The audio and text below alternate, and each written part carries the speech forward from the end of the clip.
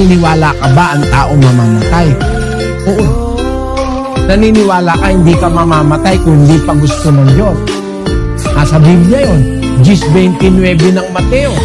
Kahit maya, hindi mahuhulog sa lupa kung hindi pa intulot ng Diyos. So, hindi ka mamamatay kung hindi pa gusto ng Diyos. Eh, kung hindi pa gusto ng Diyos, huwag ka matakot mamatay. Kasi, pag natatakot ka mamatay, parang natatakot ka sa gusto ng Diyos.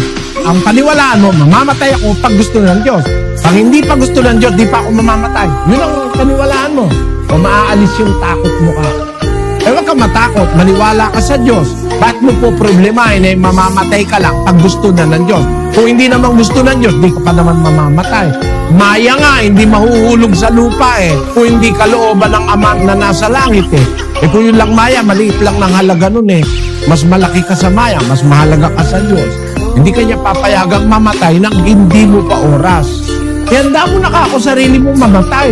Para huwag kang matakot na wala nervyos niya nung matutong magtiwala sa Diyos. Pero kung meron kang Diyos sa buhay, makakalapit ka sa Diyos eh.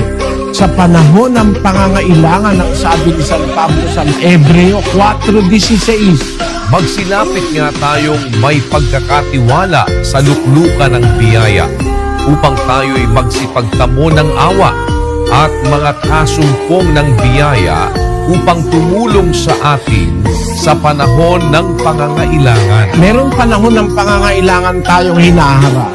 Pero may makakatulong sa atin kung lalapit tayo sa luklukan ng biyaya ng Diyos. Meron